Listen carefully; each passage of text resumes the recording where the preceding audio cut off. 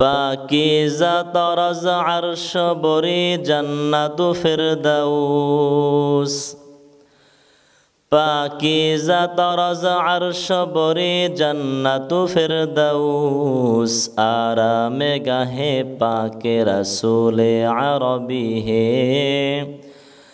आराम गाहे पाके रसूले अरबी है। आई ज़ाहिर बैते नबवी याद रहे। आई ज़ाहिर बैते नबवी याद रहे। बेक़ाइदा जंबी शिलक बेअदबी है। बेक़ाइदा जंबी शिलक बेअदबी है। आहिस्ता निगाह पुस्ते सदा हो। आहिस्ता निगाह पुस्ते सदा हो। खादिदा हारू है रसूल ले अरबी है। खादिदा हारू है रसूल अरबी है। पवित्र कुरआनुल करीमेर सूरा आल इमरानेर 96 নম্বর আয়াতে কারিমার মধ্যে আল্লাহ পাক রব্বুল আলামিন বলেন, ইন্না আউওয়ালা বাইতিন উদিআ লিন-নাসি লাল্লাযী বিবাক্কাতা মুবারাকা। للذي ببكة مباركا وهدى للعالمين।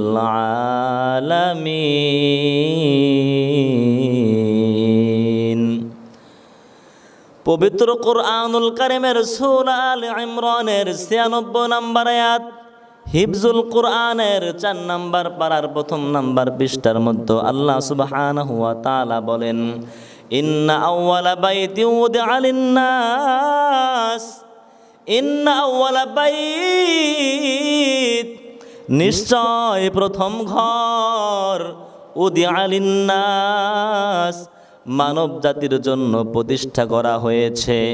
লাল্লাযী বিবাক্কা, যেটা মক্কায় অবস্থিত, মুবারাকা, যেটা বরকতপূর্ণ, ওয়া হুদাল লিল আলামিন, যেটা বিশ্ববাসীর জন্য হেদায়েতের কেন্দ্রবিন্দু। ও বাবাজিরা, আল্লাহ পাক রব্বুল আলামিন আয়াতে কারিমার মধ্যে 4টা কথা বলেছেন। নিশ্চয় এই ঘরটা, কাবা ঘরটা, বাইতুল্লাহ, কালো গিলা বলা ঘরটা পৃথিবীর জমিনের সর্বপ্রথম ঘর, 1 নাম্বার। 2 নাম্বার হলো এই ঘরটা হলো বলে বরকতপূর্ণ ঘর, আর এই ঘরটা হলো মক্কায় অবস্থিত, আর এই ঘরটা হলো বিশ্ববাসীর জন্য হেদায়েতের কেন্দ্রবিন্দু। আল্লাহ সুবহানাহু ওয়া তাআলা এই ঘরের কথা বলেছেন। এই ঘর কেমন ঘর? এই ঘর বরকতওয়ালা ঘর, যেই ঘরের দিকে তাকাইলে সব হয়, যেই ঘরের পাশে দাঁড়িয়ে দোয়া করলে আল্লাহ দোয়া কবুল করে। আল্লাহ তাআলা বলেন, ফিহি আয়াতুম বাইয়িনাতুম মাকামু ইব্রাহিম। ফিহি আয়াত, এই ঘরের মধ্যে, এইখানে, এই মক্কাতুল মুকাররমায়, এই পবিত্র জায়গায়, এই নিরাপদ ভূমির মধ্যে আল্লাহ সুবহানাহু ওয়া তাআলার অনেকগুলি নিদর্শনাদি রয়েছে, সুস্পষ্ট নিদর্শনাদি রয়েছে। এর মধ্যে একটি হলো আয়াতুম বাইয়িনাত মাকামে ইব্রাহিম। মাকাম ইব্রাহিম, ইব্রাহিম সাইয়্যিদুনা নবিয়ুনা ইব্রাহিম আলাইহিস সালাতু ওয়াস সালাম। আল্লাহ পাক রব্বুল আলামিন যাকে গোটা মানব জাতির, মুসলিম জাতির পিতা হিসাবে ঘোষণা কুরআনুল কারীমের মধ্যে দিয়েছেন। 17তম পারার 20 নম্বর পৃষ্ঠার মধ্যে আল্লাহ তাআলা বলেন, মিল্লাত আবিকুম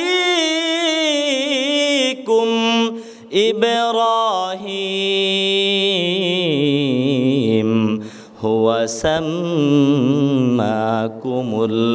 মুসলিমিন।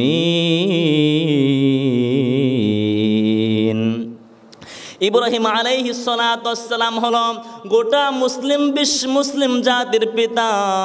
ইব্রাহিম আলাইহিস সালাতু ওয়াস সালামকে আল্লাহ সুবহানাহু ওয়া তাআলা যখন তার সন্তান ইসমাঈল আলাইহিস সালাতু ওয়াস সালাম একটু বড় হলেন, তখন আল্লাহ তাআলা বলেন, ওগো আমার পয়গম্বর, আপনি আপনার সন্তানকে নিয়ে আমার ঘরটা সুন্দর করে একটু সংস্কার করেন, সুন্দর করে বানান।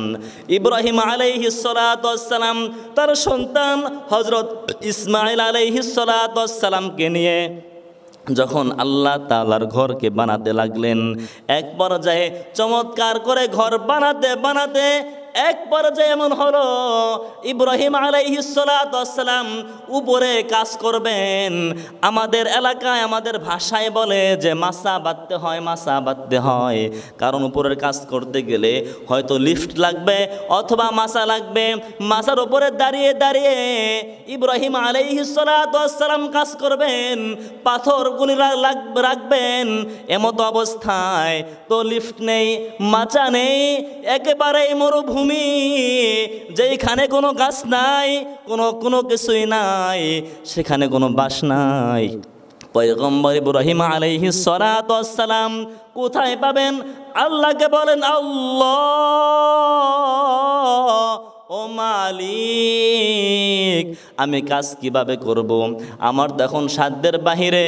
আল্লাহ সুবহানাহু ওয়া তাআলা বলেন, ওগো পয়গম্বর, আপনার মাসা বাঁধার তোর প্রয়োজন নেই, আপনাকে অটো একটা লিফট দিচ্ছি। আল্লাহু আকবার বলেন, আল্লাহু আকবার। সাইয়্যিদুনা ইব্রাহিম আলাইহিস সালাতু ওয়াস সালামকে আল্লাহ পাক রব্বুল আলামিন একটা পাথর দিলেন, যে পাথর উপর দাঁড়িয়ে সাইয়্যিদনা ইব্রাহিম আলাইহিস সালাতু ওয়াস সালাম চমৎকারভাবে কাজগুলি করতে লাগলেন। এটা এমন একটা লিফট যেখানে দাঁড়ালে, পাথর হাতে নিলে যেখানেই যাওয়া প্রয়োজন হয়, যতটুকু উঁচে যেতে, যতটুকু উপরে উঠতে হবে, বলে এমন একটি অটো পাথর যেখানে চাপ দেওয়ার প্রয়োজন নাই, টিপ দেওয়ার প্রয়োজন নাই, পাথর আপনি একাই উপরে উঠতেছে। কাজ শেষ হয়ে গিয়েছে, আবার আস্তে আস্তে নিচের দিকে নেমে যায়। সেটাই হলো মাকামে ইব্রাহিম। আল্লাহ কথাটাই বললেন, ফিহি আয়াতুম বাইয়িনাতুম মাকামু ইব্রাহিম। যেই মক্কাতুল মুকাররমায়, বলে মক্কাতুল মুকাররমায়, এই নিরাপদ ভূমির মধ্যে আল্লাহ পাক রব্বুল আলামিন তার অনেক নিদর্শনাদি রেখেছেন। সেখানে উল্লেখযোগ্য হলো মাকাম ইব্রাহিম। আজ পর্যন্ত বাবাজিরা যারা হজ পালন করার জন্য গিয়েছেন, তারা নিঃসন্দেহে দেখেছেন আজ পর্যন্ত মাকামে ইব্রাহিমের মধ্যে, বলে সাইয়্যিদনা ইব্রাহিম আলাইহিস সালাতু ওয়াস সালামের পা মোবারকের চিহ্ন আজ পর্যন্ত আছে না নাই? আজও পর্যন্ত মাকাম ইব্রাহিম যেই পাথর, ওই পাথরের মধ্যে আজও পর্যন্ত সেই আমাদের জাতির পিতা ইব্রাহিম আলাইহিস সালাতু ওয়াস সালামের সেই বরকতময় পায়ের পদচিহ্ন আজও সেখানে রয়েছে। মুহতারাম হাজিরিন, এই পবিত্র নিরাপদ ভূমি, এই ভূমিতে আল্লাহ সুবহানাহু ওয়া তাআলা এর আশেপাশে কেমন বরকতময় করে দিয়েছেন, কেমন বরকতপূর্ণ, যেখানে আবে জমজম রেখে দিয়েছেন।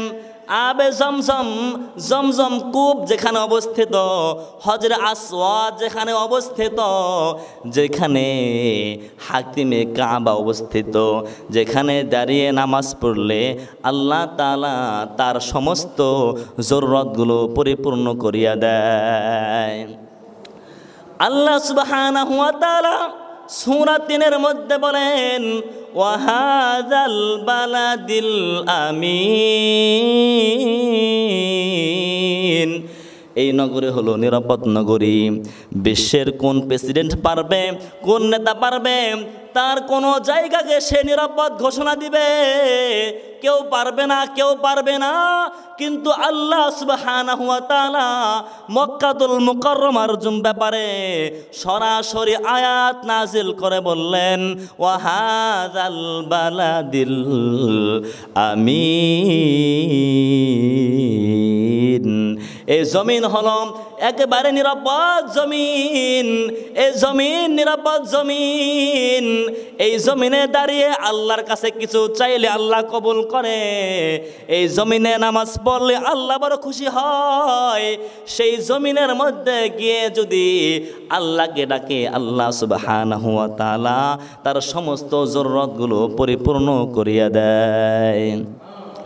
মুহতারাম হাজিরিন, ইন্না আউওয়ালা বাইতি উদিআ লিন-নাস লাল্লাযী বিবাক্কাতা মুবারাকাও ওয়া হুদাল লিল আলামিন ফীহি আয়াতুম বাইয়িনাতুম মাকামু ইব্রাহিম ওয়া মান দাখালাহু কানা আমিনা ওয়ালিল্লাহি আলান নাসি হিজ্জুল বাইতি মান ইসতাতাআ ইলাইহি সাবিলা।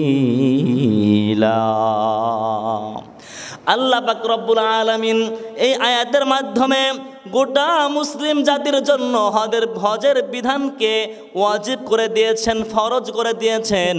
ওয়ালিল্লাহি আলান নাসি হিজ্জুল বাইত, আল্লাহ পাক রব্বুল আলামিন বলেন ওয়ালিল্লাহি, আল্লাহ তাআলার জন্য, আলান নাস মানুষের উপরে ফরজ, হিজ্জুল বাইত এই ঘরের হজ করা, এই কাবা ঘরের হজ করা মানুষের জন্য ফরজ। মান ইসতাতাআ ইলাইহি সাবিলা, এই সম্পূর্ণ রাস্তা পৌঁছার জন্য, মক্কাতুল মুকাররমায় যাওয়ার জন্য, হজ পালন করার জন্য যাবতীয় যা যা প্রয়োজন হয়, যত টাকা প্রয়োজন হয়, এই সমপরিমাণ টাকা যদি কারো কাছে থাকে এবং পরিবার চলার জন্য যেই টাকা প্রয়োজন সে পরিমাণ টাকা যদি পরিবারের নিকট রেখে যেতে পারে, আর এমন যদি সে যদি শারীরিক সুস্থ হয়, মান ইসতাতাআ ইলাইহি সাবিলা, তার উপরে আল্লাহর জন্য এই ঘরের হজ করা ফরজ। সরওয়ারে দু আলম নবী রাসূল আরবি নবী সাল্লাল্লাহু আলাইহি ওয়াসাল্লাম বলেন, মান হাজ্জা লিল্লাহি ফালাম ইয়ারফুস ওয়া লাম ইয়াফসুক রাজা'a কা ইয়াউমিন ওয়ালাদাতহু উম্মুহু আও কামা ক্বালা আলাইহিস সালাতু ওয়াসসালাম। সরওয়ারে দু আলম নবী বলেন, মান হাজ্জা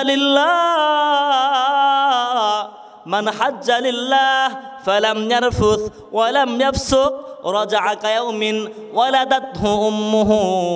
মান হাজ্জা লিল্লাহ, যেই ব্যক্তি আল্লাহর জন্য হজ করলো, ফালাম ইয়ারফুস অনার্থক কোনো কাজ করলো না, ওয়ালাম ইয়াফসুক অনার্থক কথাবার্তা, অশ্লীল কথাবার্তা কাজকর্ম কিছুই করলো না।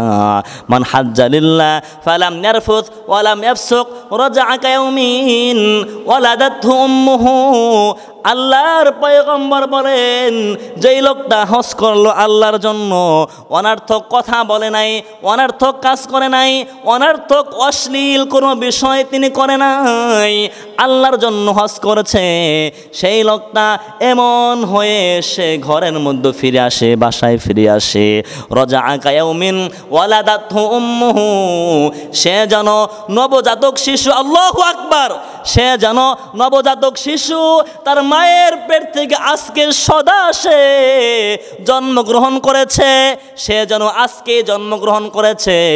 ও মুসলমান, হজের ব্যাপারে আল্লাহ সুবহানাহু ওয়া তাআলার, আল্লাহর পয়গম্বর যে চমৎকার কথা বলেছেন, কেউ যদি আল্লাহর জন্য হজ করে আর সে অনার্থক কোনো কাজ করে না, অনার্থক কথাও বলে না, অশ্লীল কথাও বলে না, অশ্লীল কাজও করে না, বেহুদা কোনো কাজও করে না, সে হজ পালন করার পরে, হজটা শেষ করার পরে সে এমনভাবে বাসায় ফিরে আসে, রাজা'a কা ইয়াউমিন ওয়ালাদাতহু উম্মুহু, সে যেন তার মায়ের পেট থেকে আজকেই ভূমিষ্ঠ হলো, সে যেন নবজাতক শিশু আল্লাহ সুবহানাহু ওয়া তাআলা এই যেই লোকটা শুধু আল্লাহর জন্যই হজ করে, বলে নিজের নামের শুরুতে হাজি লাগাবে, হাজি সাহেব হয়ে যাবে, এই চিন্তা যার মধ্যে নাই, যার মধ্যে একমাত্র আমার আল্লাহ एक ही सब में खड़े हो गए महमूद याज, एक ही सब में खड़े हो गए महमूद याज, ना कोई